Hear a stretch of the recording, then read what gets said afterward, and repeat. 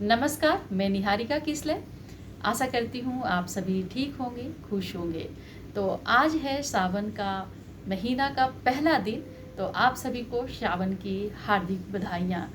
माना जाता है कि हिंदू धर्म के अनुसार सावन महीने का विशेष महत्व है और ये महीना भगवान शिव को समर्पित है। इस महीने में यदि हम भगवान शिव की पूजा आराधना करते हैं तो हमें शायद इसका विशेष फल प्राप्त होता है। जो भी हमारी इच्छाएं होती हैं वो पूर्ण होती हैं। इस महीने में भगवान शिव की आराधना की जाती है, रुद्राभिषेक की जाती है।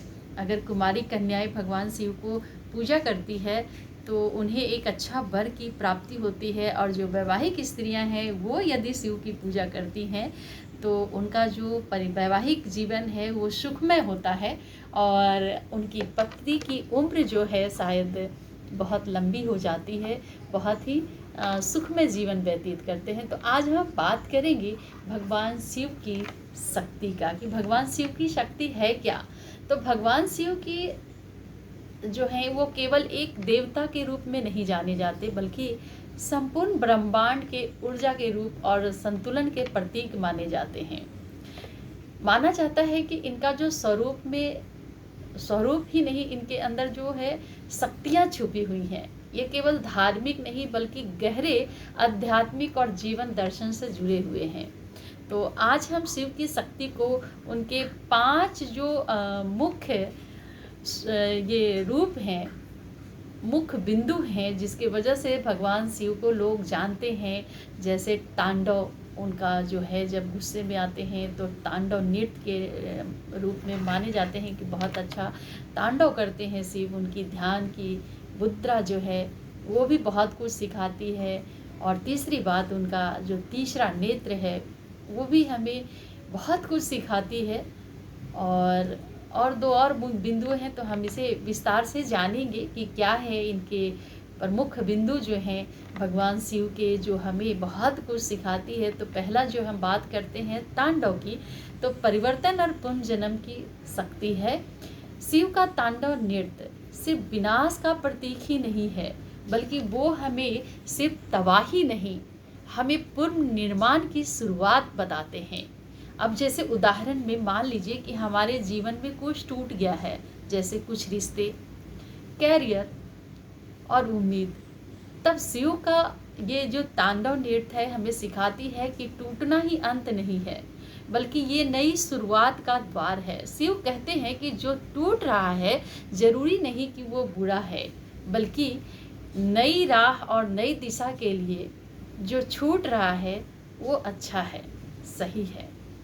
तो ध्यान, दूसरा बात करें ध्यान मुद्रा का इनका, तो ध्यान मुद्रा जो है ये सिखाती है कि आत्म संयम और चेतना की शक्ति है जो ध्यान मुद्रा है इनकी। तो शिव का सबसे महान योगी माना जाता है, शिव जी को सबसे महान योगी माना जाता है, जो कि गहरी ध्यान अवस्था में रहते हैं।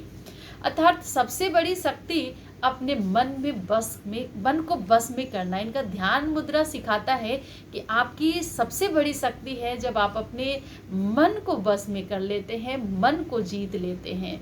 तो जब ध्यान शिव करते हैं, ध्यान कर लगाते हैं, शिव जब ध्यान लगाते हैं तो वो सिखाते हैं कि सबसे पहले ज़रूरी है कि बाहर को दुनिया से जीतने के पहले खुद के भीतर को झांकिए और खुद को जीतिए। और जो खुद को जीत लिया वो सब कुछ जीत लिया, समझिए पूरी दुनिया जीत ली उसने। तो शिव की शक्ति है जो कहती है, बताती है कि बाहरी शोर में भी अंदर की शक्ति को ढूंढ लीजिए, और जो ढूंढ लिया वो समझिए कि उन्हें सब कुछ मिल गया। और तीसरा नेत्र, भगवान की जो मुख्य बिंदु 5 हमने चुना है उसमें से तीसरी बिंदु है नेत्र, तीसरा नेत्र सत्य को देखने की शक्ति। शिव का तीसरा नेत्र सिर्फ क्रोध या विनाश नहीं है, बल्कि तीव्र अंतर्ज्ञान और सच्चाई देखने की क्षमता को बताता है। जब हम समाज को दिखावे की दृष्टि से देखते हैं, दिखावे में उलझ जाते हैं, बाहरी चीज़ें तब हमें धोखा देती है और हम भूल जाते हैं अपनी सच्चाई को, कि हमारी सच्चाई क्या है। तो जो वो तीसरा नेत्र है ये बताती है कि सच्चाई को देखिए और परखिए और खुद को जगाइए भीतर से। तो तीसरा नेत्र वह दृष्टि है जो भ्रम से परे को देख सके, भ्रम में मत जिए, सच्चाई को देखिए। और चौथा बिंदु है विष को पीना। सहनशीलता और त्याग की शक्ति समुद्र मंथन में निकले हालाहल विष जो था शिव जी ने पी ली, ताकि वो अपनी सृष्टि को बचा सके, इस दुनिया को बचा सके। तो शिव की शक्ति जो है ये सिखाती है कि दर्द में भी मुस्कुराने की क्षमता और दूसरों के लिए खुद को समर्पित कर देना। जब समुद्र मंथन हुआ और जब विष निकला, शिव जी पूरे सृष्टि को बचाने के लिए सारे विष को खुद ही ग्रहण कर लिए, इसलिए वो नीलकंठ के नाम से भी जाने जाते हैं। और पांचवा बिंदु है उनकी शक्ति अर्धनागेश्वर, संतुलन की शक्ति। भगवान शिव और माता पार्वती की शक्ति संयुक्त स्वरूप है, जिसमें शिव का आधा शरीर पुरुष और पार्वती शक्ति की आधा स्वरूप नारी, इसीलिए वो अर्धनारीश्वर के रूप में भी जाने जाते हैं। तो ये केवल धार्मिक प्रदर्शन नहीं है, बल्कि संतुलन, एकता और समरसता का गहरा दर्शन है। ये दर्शाता है कि नर और नारी दोनों एक दूसरे के पूरक हैं, ना कि विरोधी। तो आधा स्वरूप जो है नारी का है और आधा स्वरूप जो है पुरुष का है। स्त्री शरीर जो है दाईं ओर होता है और पुरुष शरीर जो है बाईं ओर होता है।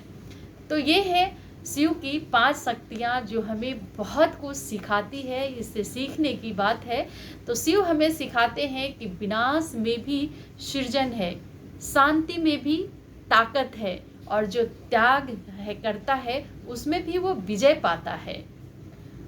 तो इसे एक मोटिवेशनल कोट्स के रूप में अगर हम देखें तो शिव वही है जो शून्य में भी पूर्ण है।